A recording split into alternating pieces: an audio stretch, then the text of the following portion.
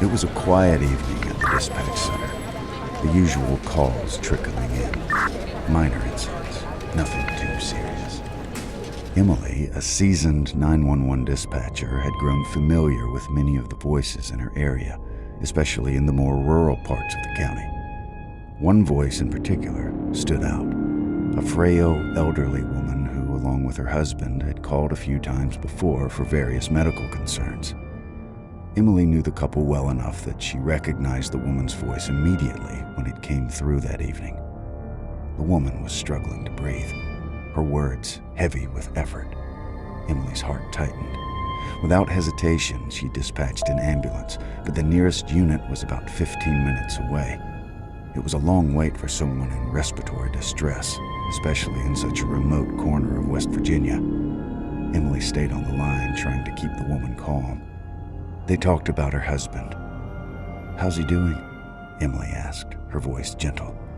"He's not well," the woman answered between breaths, but the conversation seemed to ease the tension just a little.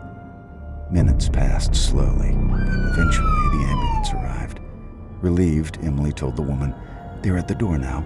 Go answer it." The woman responded with a soft, "Okay," and hung up. Everything seemed to go as planned. But then, just a minute later, Emily's phone rang again. It was the paramedics, sounding confused. "No one's answering the door," they said. Emily's brow furrowed. That didn't make sense. She had just spoken to the woman moments ago. How could she not be answering? She called a nearby sheriff's unit for backup, and soon the sheriff arrived on scene. After confirming the address, the sheriff decided to breach the door. 5 tense minutes passed. Then the paramedic's voice came back on the line, this time with a strange question. "Who made the call?" he asked. Emily blinked, puzzled. "It was the elderly woman who lives there," she replied. "Why?" There was a long pause before the paramedic's voice came back, quieter now. "You need to get your supervisor on the line." Emily's pulse quickened. Something wasn't right. She patched the paramedic through to the supervisor, who confirmed all the details. And then the shocking revelation came. The woman inside the house had been dead for hours, already in full rigor mortis. Emily's stomach dropped. "But she just called," she stammered. She had spoken to her, heard her voice, held a conversation.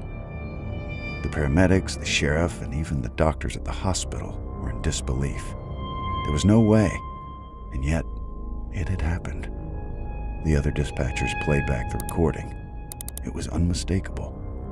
The elderly woman had called for help after she was already gone. That night, Emily sat in stunned silence, grappling with the impossible. She had just taken a call from a ghost.